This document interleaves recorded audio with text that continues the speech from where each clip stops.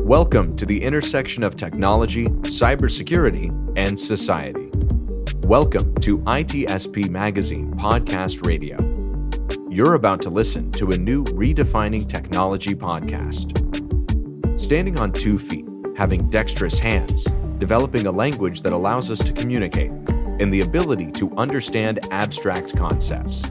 These are all part of the equation of humanity. Still, it is the capacity to create tools and advance the technology that has allowed us to thrive on this planet, and maybe on others. Knowledge is power, now more than ever.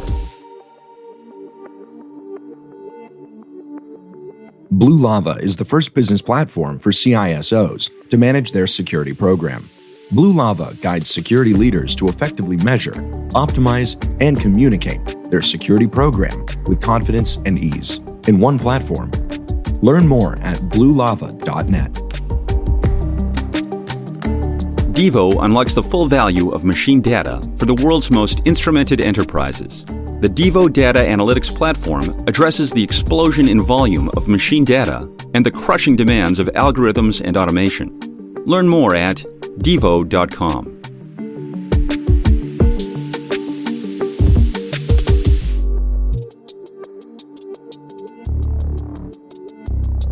Marco. Sean. Are you sitting at your classroom desk?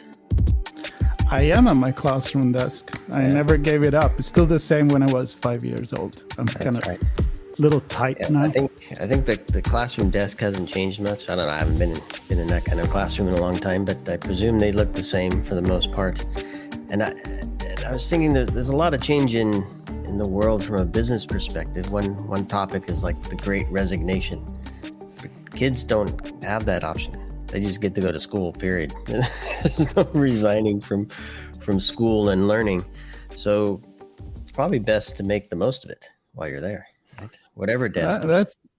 That's true. There is the Great Resignation, and there is the digital transformation, and there is a lot of buzzwords out there that I think in the end they all come down to telling us that we need to put a simple label to something that is very complex, which is changes in our society. And I think we can agree, as you said, maybe the school desk is the same. There is a chair, but I'm hoping there is a computer somewhere near that, maybe right. A tablet, because otherwise we'd be like, it's like get in a time machine, go to school, and then walk outside of school and get your tablet. So where is the connection? And that puts yourself in the business that is evolving constantly. So, but if you're learning for the sake of learning versus learning to actually do something meaningful, I think that's where the real value comes and the real power comes.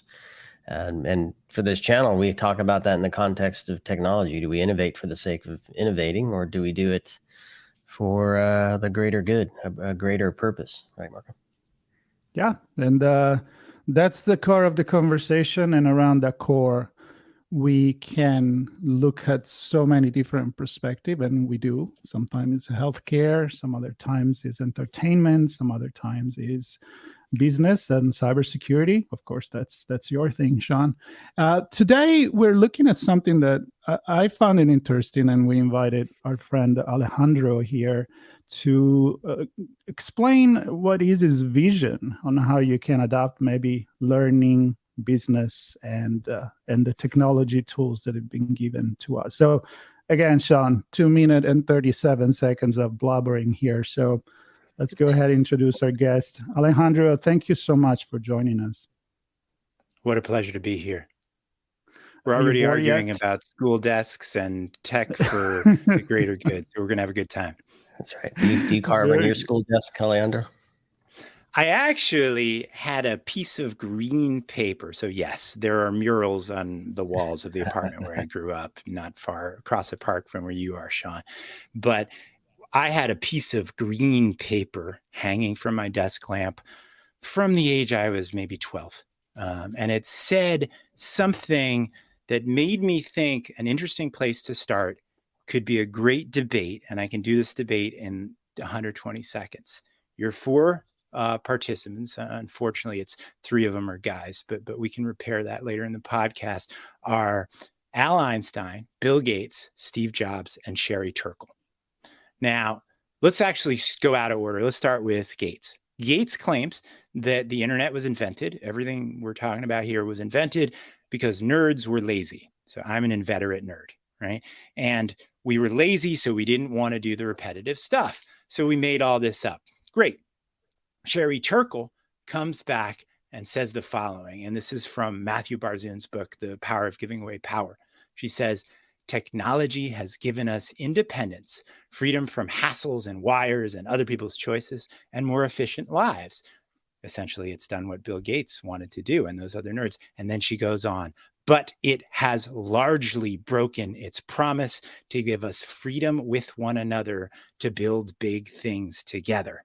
And that's where everything that gets me up in the morning and puts me to bed at night, and the whole team at Rebel Base and beyond, that's what we're about. The freedom with another to build big things together. And I think of digital tech as a largely unexploited good, meaning we're at the beginning of that advantage. Okay, third participant in our debate is good old Al Einstein. Now, Einstein, I had to mention this because of what you said, Sean. He says the following, and to me, it's directly related to this question of what we're using tech for. But everyone who's listening, I want you to think how it might be related, because it's not something that might be obvious in the first 2 seconds. Einstein, whom, as you know, couldn't get a job as a high school teacher, despite submitting the original in Germany, the original theory of relativity with his high school teaching application. I'm not kidding. He says, it is, in fact, nothing short of a miracle that the modern methods of instruction have not yet entirely strangled the holy curiosity of inquiry. The holy curiosity of inquiry. For this delicate little plant, aside from stimulation, stands mainly in need of freedom. Without this, it goes to rack and ruin without fail. Notice that we've gone from the freedom to be lazy, Bill Gates, to the freedom to build big things together, Sherry Turkle, to the freedom to inquire, what he calls the enjoyment of seeing and searching. And now I'm going to go full stop to the big disruption that is only possible in our time. And Steve Jobs, at the moment he's been fired from Apple, there's a grainy video from the Santa Clara Valley Historical Association. You can find it online. And they ask him, they say, Mr. Jobs, what's the most important thing? And he says, and I quote, it's the moment when you realize that everything around you that you call life was made up by people no smarter than you are, and you can change it. And he goes on to say that if you just bounce around and don't change it, it's a very limited life. So when you put those four together, Gates with his freedom to be lazy, Turkle with her freedom to build big things together, Einstein with his freedom of inquiry, and Jobs with the freedom to remake the world, we're in a very interesting moment, because I would argue that the opportunity to remake our world, despite everything you read in the news, is more widespread than it has ever been in history.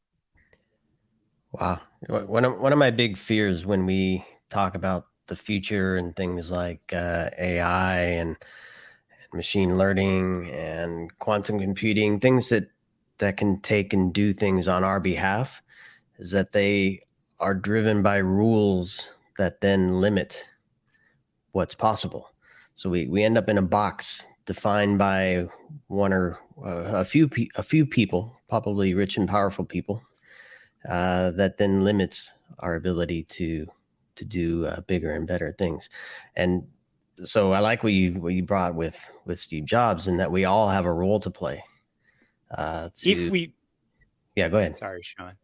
I'm a native New Yorker who misinterpreted that as a pause. They say we think a nanopause is a real pause. So you finish, and then I'll jump in with this. Just that we, if we're not participating, we'll end up with whatever we get. And I feel that if we're not all participating, that will limit what we really want. Have you ever been to an AI dinner? We'll be stuck with a common denominator that sucks. I've not been to an AI dinner. What is it? So it shows in real time the common denominator that sucks. Here's how it works. Someone agrees to play AI, and we teach, in this case, her, what the rules are. And then she follows our rules. And guess what?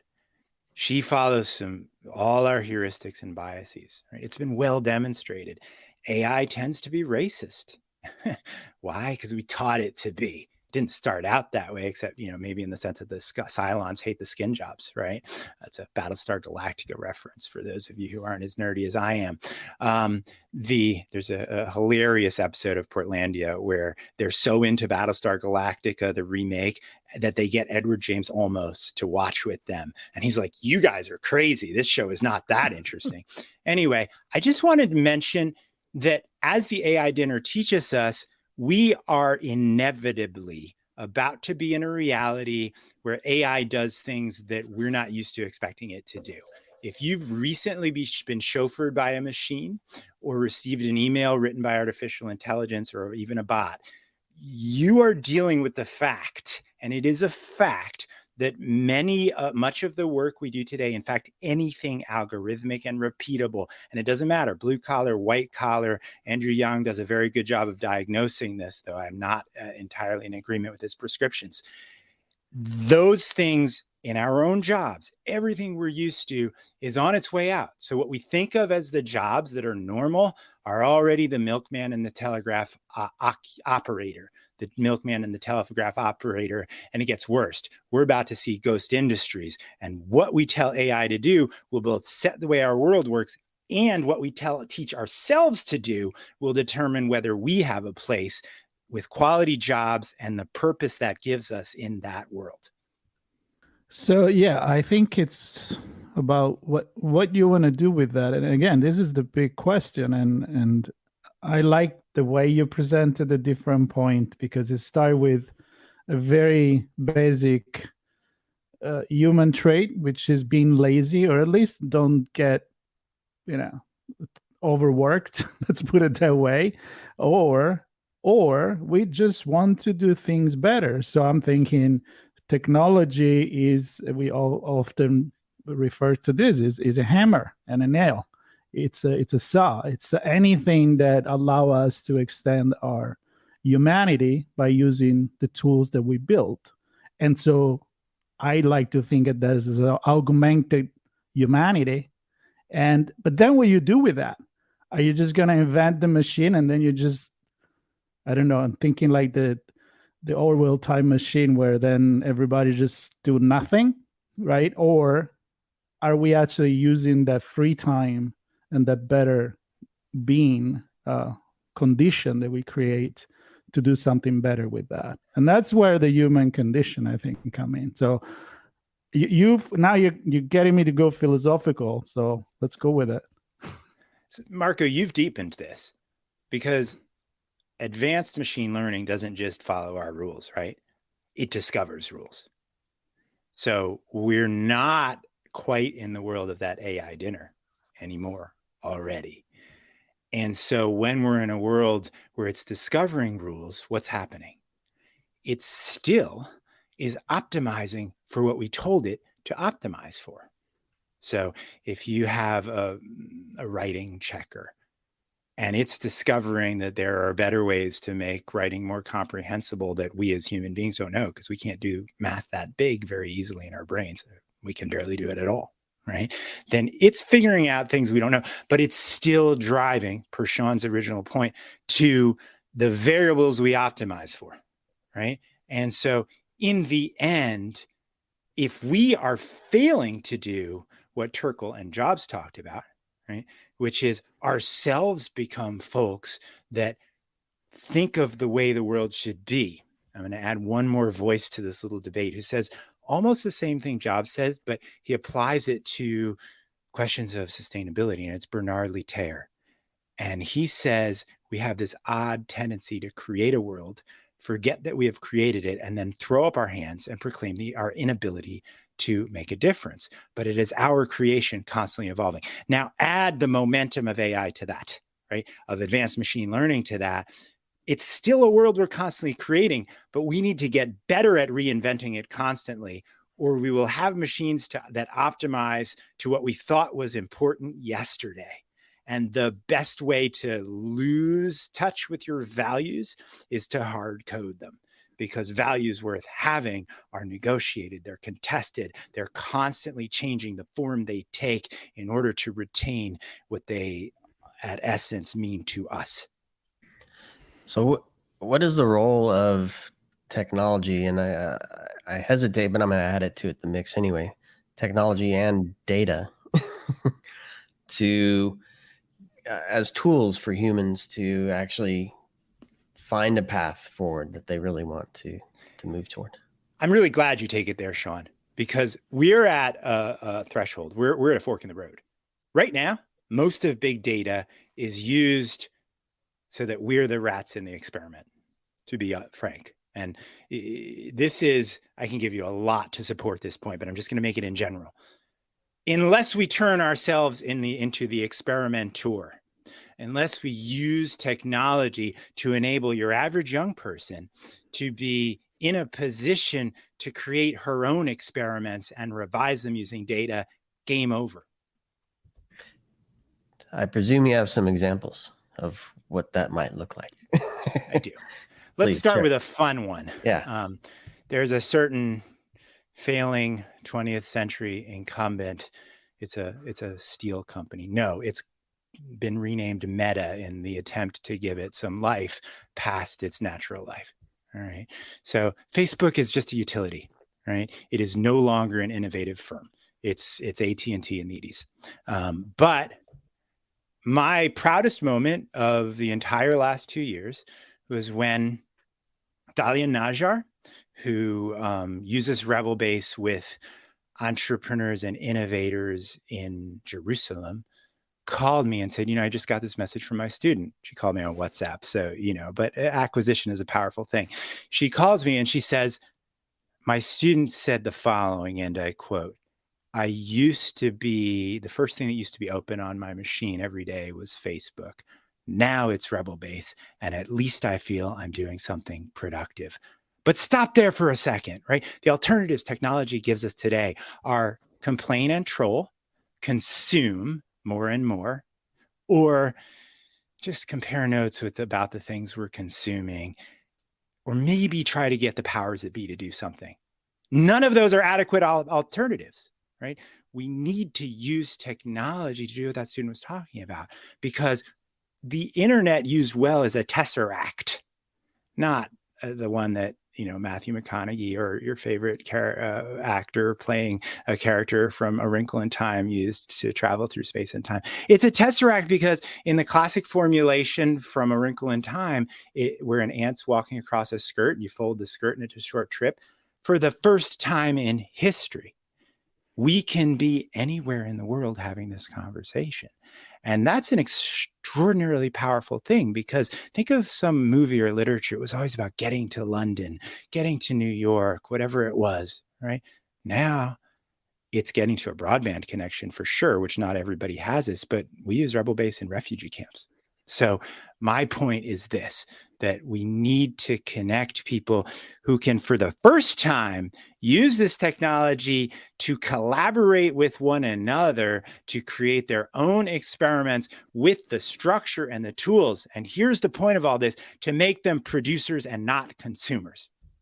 And this isn't crazy if you think about the fact that my 15-year-old niece does on a smartphone what in my first company that failed in the Great Recession took us years and hundreds of thousands to build into our own media studio.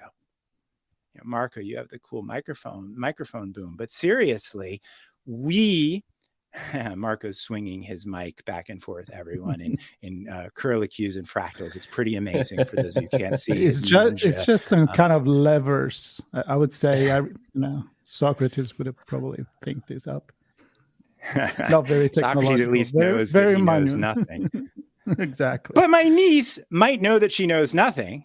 But let's talk about Socrates for a second. Socrates believed that, of course, Plato wrote this, right? Plato attributed to Socrates the idea, if you remember the early dialogues, that if you were a slave, right, there, you had the idea, you had math in your mind already. And learning was a matter of discovering that math, right? So my 15-year-old niece edits better video than my whole company could back in the day on her phone.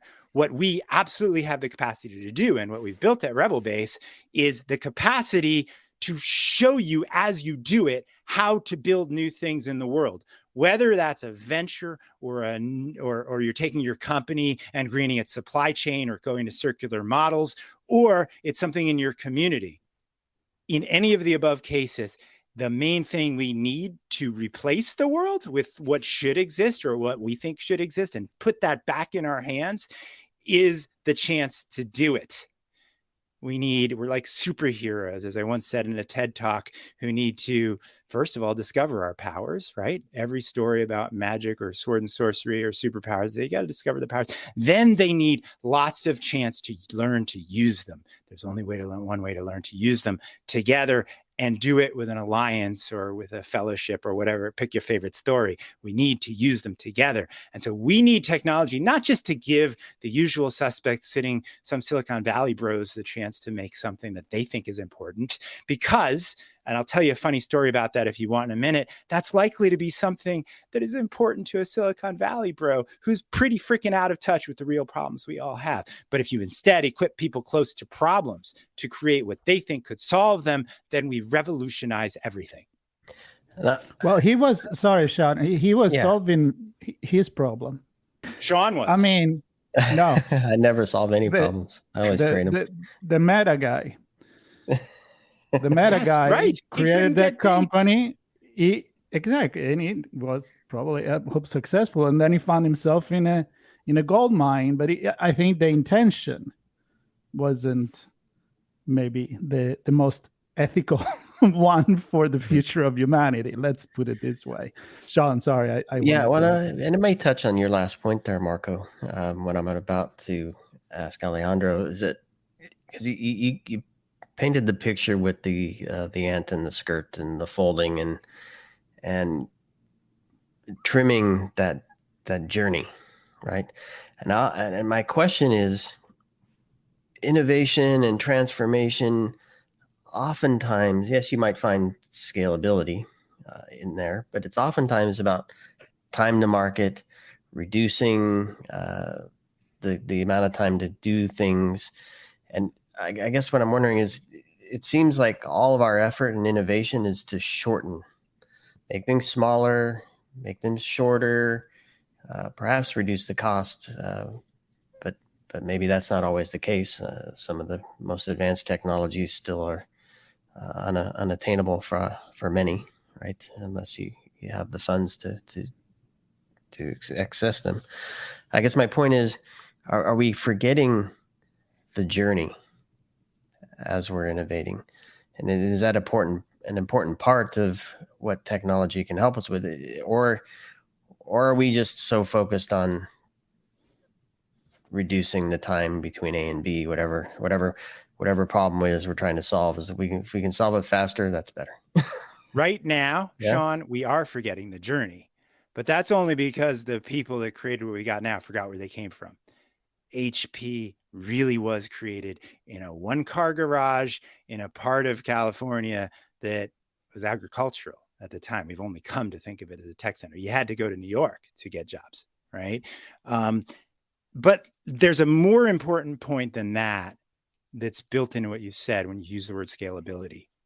The version of scalability that you hear VCs talk about today is an old-fashioned, and I would argue anachronistic idea of scalability.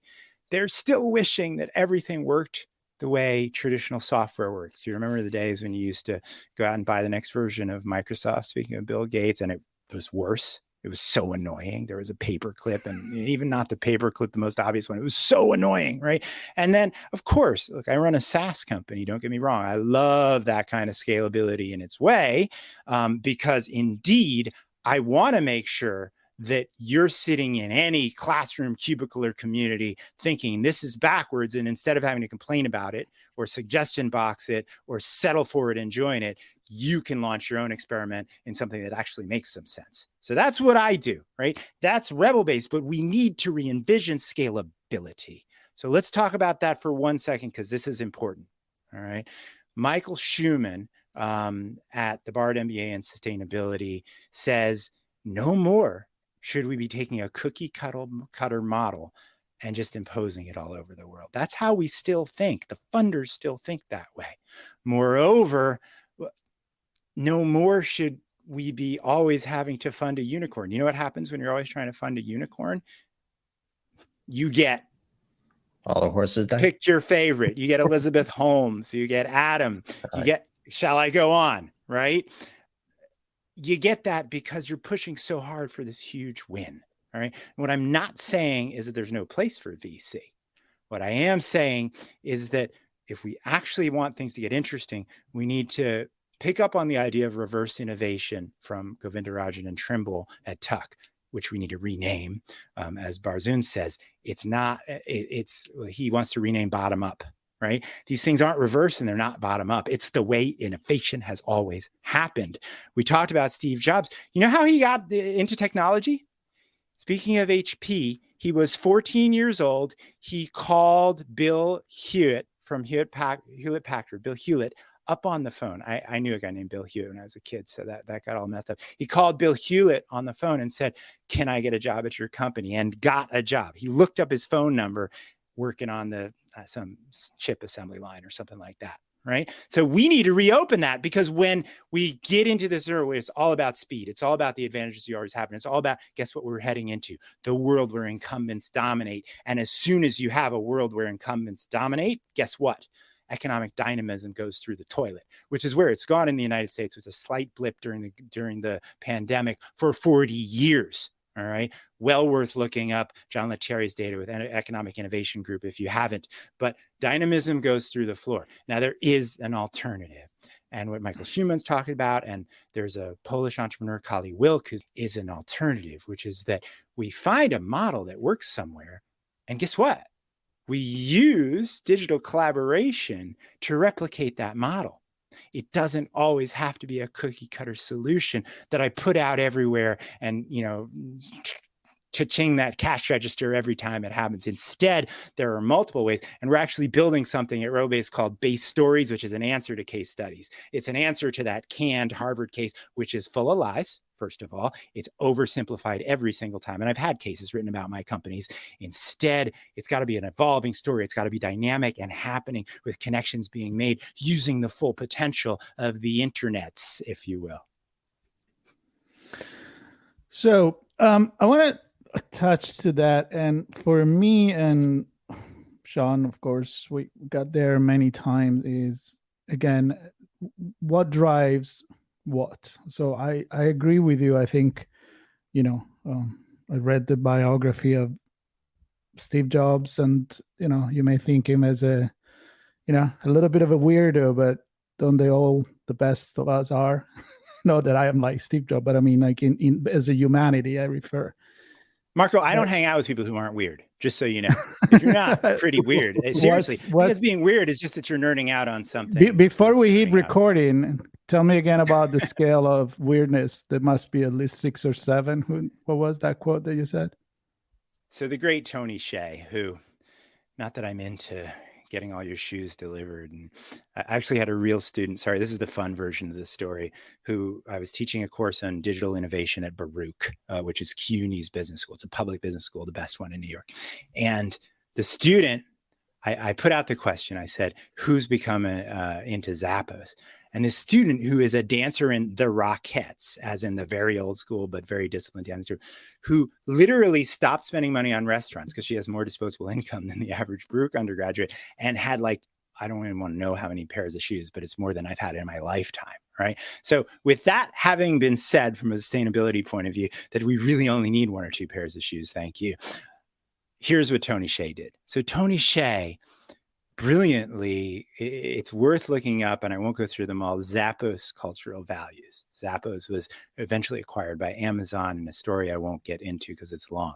But he developed this set of cultural values. And one of them was that to work at Zappos, you had to be a certain amount of weird. And he made it a scale from 1 to 10 because, of course, weirdness is just one thing. You just take the temperature of weird. That's a joke.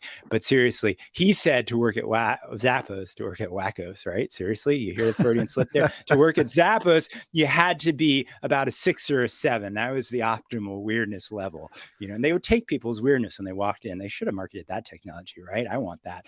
I'm only going to let 10s in. But seriously, they would say that if you were less than a 6, you weren't quirky enough to succeed in their culture. But above that, you might be a little too weird to work at Zappos. But of course, we know, and if I didn't end on this, I would be a bad nerd.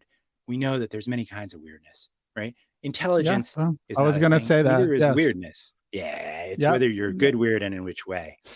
And let's give people channels to be good weird. Honestly, when you read the news every day, sorry, Marco, and you hear all these people taking out their weirdness in all these destructive ways, I believe that those are the people that could have made something and would given half the chance to build something with the ways they were weird. And I really mean the guys in the trench coats. Give that man a chance to make something weird. I really mean the terrorist bombers. Give those people a chance to build something. We could actually have different outcomes than we're getting today. Yeah, no, there's a thin line between weird and genius. And I think many times they just, cross each other. But because it's about innovating. But, right, I mean, I see the message, with the Zappo cultures. Like, you need to be a little bit out there. You need to search for change. You need to be looking at a problem and say, well, that's the usual box. I'm going to think outside the box. I don't want to go in another area and be crazy, but I should be weird enough. Right? So I totally agree with that. But I think you know what's cool about being weird is it throws you off for a second, right? When if it's weird from what you think, it makes you think differently. It's like you're like, why? Wait a minute. Oh yeah. I see where that's coming from. That's really wild. You're so good. So I live in the woods, right? And sometimes in New York, and if not Spain or Turkey, but that's another story for today. I live in the woods, and being not weird is just walking down the established trails. Being really weird is bushwhacking, never on a trail, right?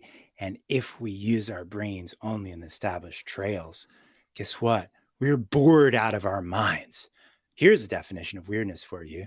It's doing things that don't bore you. And Kingsley Amis, the British humorist, had a very funny bit in his first novel where the mentor character says, look, Jim, you got to just accept you got to be bored a few hours a day. And I really internalize that. If I'm bored much of my waking hours, like most of us when we're renting out our days to some decrepit incumbent solution that we call a company, we lose it. We lose our ability to do that thing Einstein talked about, to search and inquire. And he said, if you fed a wild beast, force-fed it, it would lose its appetite. But if we have just a few hours of boredom, enough to be real people, not just pipe dreaming, and the rest of the time being weird, then we're on to something. Now, I don't want to add 20 points in a row. I've only added 18, so I'm going to stop here. But I do want to, if you want later, talk about Abashi's data and what that says about the difference between weird and genius, because I'm not sure it's what we think it is.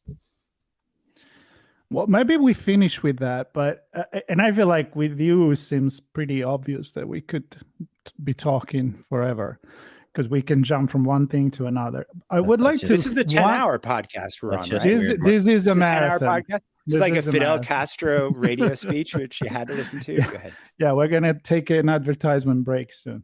Now, I want to talk about it.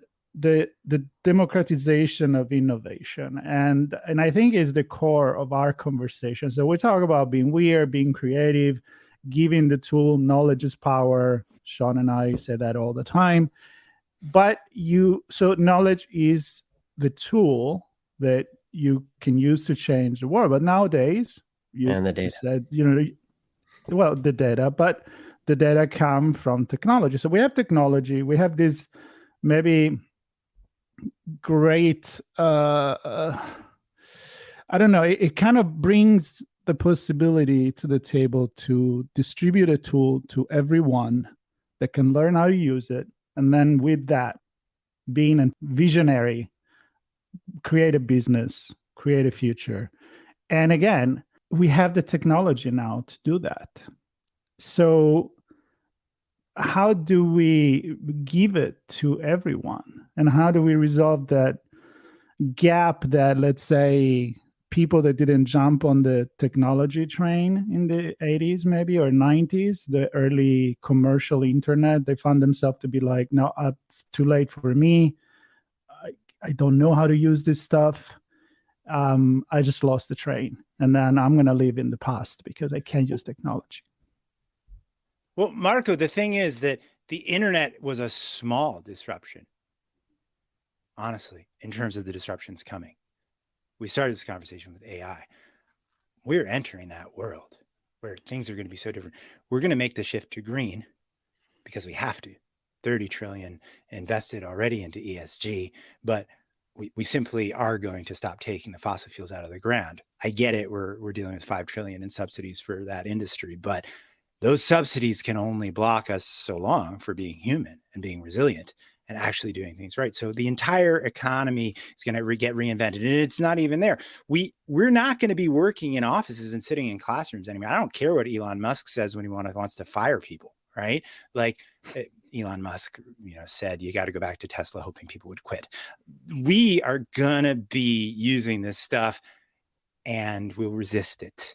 And I could go on, I could talk about the Great Resignation, but let me not do that. Let me instead go to something that I think is extremely important. There's a very old essay from T.S. Eliot about Hamlet, and it's going to speak to this question, I think, in a very meaningful way. All right. He says this, in the character Hamlet, right, one of the greatest plays in the English language, in my opinion, it is the buffoonery of an emotion which can find no outlet in action.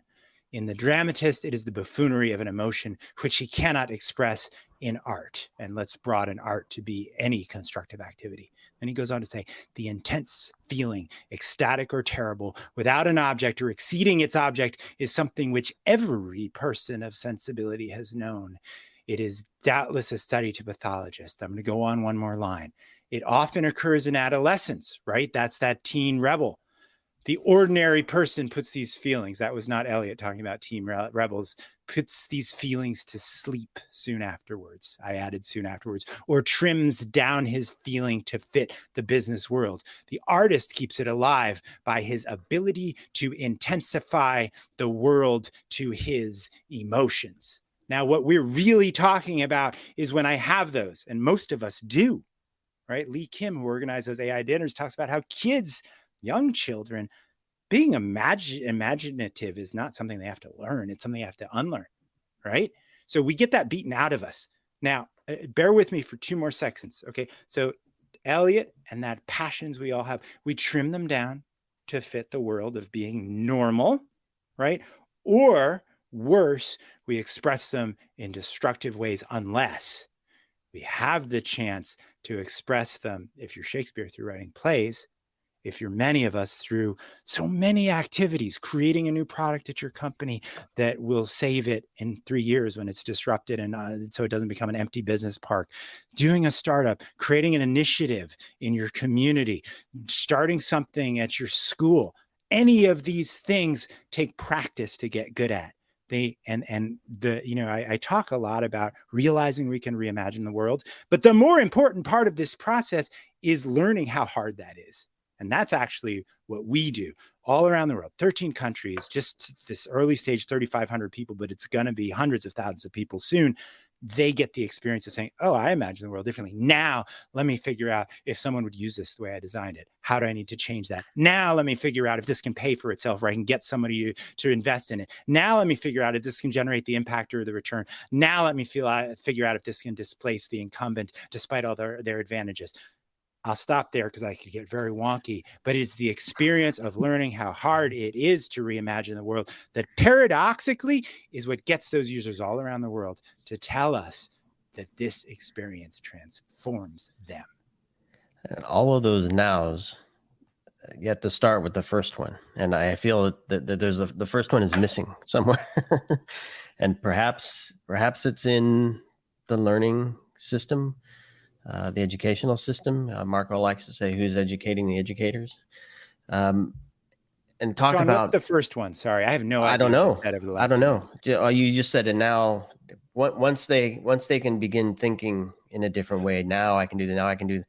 But I can tell you what it is, but you go on. You first. I'm just wondering if we're lacking the openness to give students the freedom to think that way, or are we boxing them in where we're going to produce the same thing over and over and over in our students and end up with the same results in our society? Sean, you're so good. So we are doing what you're worried we're doing, right? What we think of as education is a joke. You sit in somewhere, listen to an old man talk about the way things used to work, and then get a job for something that's already broken and on its way out and only can still exist because we're protecting it with massive subsidies globally or market power, right? We are educating people to walk out into the world with both hands tied behind their backs. And the young often know this. Here's the good news. They often know that we're bullshitting them. Many of them will, of course, we need a job. And we've made life really hard for the young, because once you graduate from your trade school or your college or whatever, however you're prepared, guess what you've got? Rent's so high you can't live in a major city. You've got educational debt, typically, at least in the United States, which is burdensome. You've got healthcare costs you can't afford. Guess what we just made you? Risk averse. And as soon as we make you risk averse, you will never build the muscles we're talking about. So, Sean, it's worse than you think. And what's really bad about it is that educators are so locked into this stuff, right? Try talking because they need a job too. They do, right? But they're very much like, pick your disruptive thing, like guilds, or they really are like guilds, right? If you actually have experience in the world, first of all, you'll be an adjunct professor most of the time, right? Secondly, who makes the buying decisions? It's someone in an IT department with every incentive to centralize and make everything work top down, right? And I could go on and on.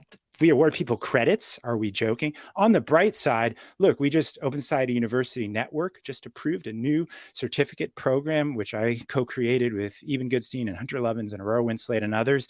And this program, Tomas Mora, Tuba, I could go on, Eliza Edge. This program challenges people. The first course we piloted was social entrepreneurship, solve a problem in the way we're talking about on Rebel Base. The second course we piloted is entrepreneurship, leading change. That's led by Aurora Winslade, the head of sustainability at Stanford, also on Rebel Base. The third we're launching this spring is with Hunter Lovins, and guess what the deliverable is expected to be? We're going to make it to interview someone who's actually made that change. Take their story and create not a case study, but a base story where there's a webinar with them. There's real information about why it was hard in their part of the world. So if I figured out how to make water potable in Managua and you're sitting in Dhaka, or vice versa, if you figured out how to make rickshaw batteries sustainable so that the rickshaw driver, the way Sebastian Groh, who teaches on this platform in Dhaka, has done, doesn't run out the loan faster than the life of the battery while destroying the air and with these batteries using conflict minerals and all that. If you figured out a better way, we're going to make sure there's a base story about that, and that's interactive, and that people elsewhere in the world can connect with it. Because often when I've developed something, I don't really, if you know what really motivates entrepreneurs, it's to make something better. The neoliberal idea that we were all living for quarterly results was always a lie. It's a lie made up by classroom economists. What really motivates us, and read any Jim Collins book, you'll see this in 5 seconds, is the desire to build something. Now, I don't mean to oversimplify. Some of us are motivated by solving different kinds of problems and curiosity and blah, blah, blah, blah, obsessiveness, weirdness. But the bottom line is this, that if we give more people, and I don't mean a few entrepreneurship classes, a few project-based learning courses. No, if instead we equip a generation with the opportunities to re-envision, the space to try and fail and try again until they get halfway decent at it, the network where they can collaborate across silos. We're not putting the math kids with the math kids and the design kids with the design kids. You're collaborating together because every WAS needs his jobs, right? You need to put the people together who can actually create thinking, because we're not going to do it with the people in our department at a university or a large firm. No chance. and not within the company. To your point, I there was a very inspirational leader I worked for at a company, and I enjoyed how he presented the opportunities and the value the company was bringing. But it was always connected to, this is the most important quarter in the company's history. And everything that inspired then just got this heavy set of bricks jumped on the shoulder Well, with that. None of that matters if you can't get past this quarter and meet the shareholder expectations. in another conversation, we should talk about why that model of maximizing quarterly returns for shareholders is nonsense and has always been nonsense. Nick Hanauer has an excellent TED Talk about this. He was an early investor in Amazon, of all things. And he says, look, that's never how value has been created. And it's true. What that leads you to do is to create, and I don't mean this in a biased way. I'm Mexican American, so when I call it an hacienda economy, remember my great grandfather actually had a ranch. Okay, so we're creating an hacienda economy. In other words, we're creating an economy where we maximize for that quarterly results. We pretend that it was always about greed. We believe these false models, which no economist worth her salt sees in the real world. And guess what? We create an economy of rent seeking, which is the wonky term for people who get their profits by closing off markets to competition, by stamping out disruption, by innovating only through acquisition, and by using social and government subsidies, our tax dollars, to keep their businesses paying no taxes and dominating their markets with obsolete models. That's where what you get if you maximize for quarterly returns. Unfortunately, we've allowed private equity to hard code that into finance. We need to reopen finance. Everything I've said about innovators needs to be true of investment. We need to broaden it so that many more people are able to take risks on something small that they believe in, if they've got any capital at all.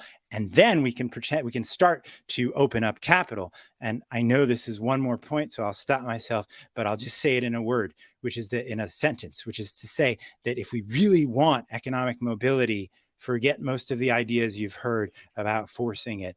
There's really only two ways to get economic mobility. One is through allowing people to build value of their own, and the other is through giving away the Native Americans' lands, which is how most white people in the United States eventually built their intergenerational wealth. And I'm not saying that to make a point about race. I'm saying that to make a point about economics. You either are getting a giveaway or you're creating a value.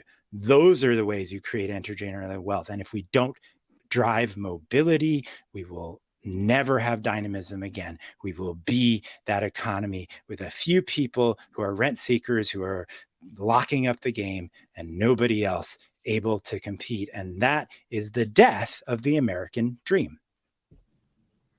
Very positive message there as we begin to wrap, Alejandro. The death of the American dream. No, I'm gonna actually start to bring it to a close here, because I mean we could talk forever about this. There's no question. And wait, Sean, can I say one thing? Yeah, the please. American dream need not die, right? And that dream, of course, is all of the world. I'll never forget presenting in Kayseri, Turkey, and a woman from Syria. You know what her presentation was about? It was slides from Martin Luther King talking about that dream, right? Langston Hughes wrote, right, America never was America to me, but America shall be. I left a few words out of his great poem. America is an idea, and that dream is very much a reality. I spend all my time working with people in every part of the world, places like Minsk, Belarus, and the West Bank in Jerusalem. And those are people with opportunity constraints, such as we in the United States, unless we're living on a reservation, don't know. But those ideas aren't really American. It's the power of saying, you know what? I really can dream of a better life for myself and a better world that I can participate in building. And I'm glad you mentioned the people you're working with all over the place. And you brought it up earlier that we can connect with people through technology. And I think the final point that I want to make, and Marco can chime in as well, just that we talked earlier about the ability to play a role, right? Not be the guinea pig, but to be the people creating the game. And I think there's value and probably tremendous power in multiple people coming together to help define that game, right? To be creative and have multiple dreams. It's not just one thing, it's multiple things coming together. 1 + 1 = 3, right? And I think that happens at a personal level as well, not just in building products. Sean, that's beautifully done. In fact, to go back where we started, building products was always narrow, right? Read Built to Last. It was always about what Collins calls a big, hairy, audacious goal. It was always about envisioning something, right?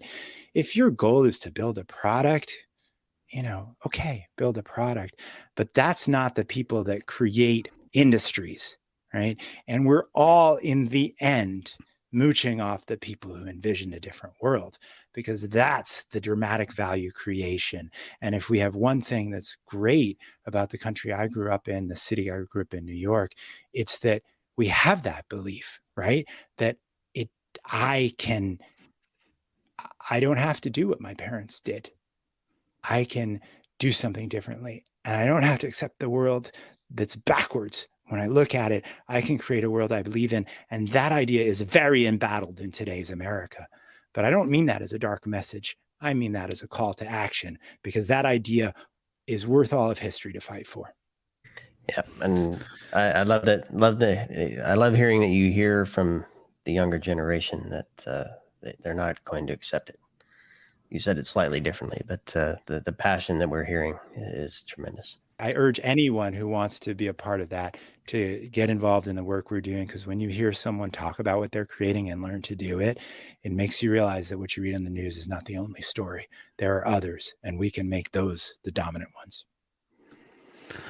Yeah, I mean, it's hard to wrap this conversation in a few words, because it condenses so many different perspectives. I mean, we talked about technology, artificial intelligence, advanced technology, therefore education. We talk about, in a way, time travel, democratization, and all of that. And I'm going to close with this little controversial death of the American dream, which I think would clearly clarify that it's not the death. But I'm like saying, you need, every time you reinvent yourself, every time you innovate, you are killing something. Something dies so that something new can come. And with this, I don't want to open a can of Renaissance here or rebirth, because it could be a conversation we could have if you want to come back and do a parallel between technology now and the Renaissance that I know you have studied. Marco, 2 words: creative destruction. That's the only way it's ever happened. And if we don't allow what's old to die, then it's just, it all goes. In order to have those things, we need to constantly reinvent them. Excuse me. Which means embracing change and not fighting it. Like, it's a bad thing if we stop doing something. It doesn't mean we lose our tradition. We just innovate our tradition. And with this, otherwise we're going to keep going forever and ever. I want to thank you for a really, really exciting and enlightening conversation. I believe that people listening to this episode will be thinking. If they are not thinking right now, they didn't pay attention. So please think, share your thoughts with us. Yeah, share your thoughts with us, and keep following us on Redefining Technology, because we're never going to stop. Technology is not going to stop, and we need to keep changing, keep doing it for the right reason. That's what I get out of all this. And again, Alejandro, thank you so much. It's such a pleasure. Marco, Sean, you guys are really weird, and that's a compliment. Thank you very much. Well, we'll save the rating scale for later on what levels are weird. But I'll hold up my weirdometer in a There we second. go. But we're not on video, so what's the That's point? right. Well, it'll be behind the Yeah. screen. Well, an equal comment and compliment back to you, Alejandro. It was a fantastic conversation. Hope to have you on again. And for those listening, we'll include in the show notes ways to get in touch with Alejandro if you are interested, and perhaps a few links to resources that Alejandro thinks would be helpful for people who want to continue to explore the things we discussed today. So thanks, everybody. Stay tuned for more here on ITSP Magazine.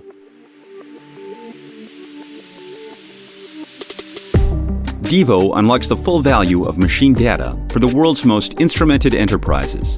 The Devo Data Analytics Platform addresses the explosion in volume of machine data and the crushing demands of algorithms and automation. Learn more at devo.com.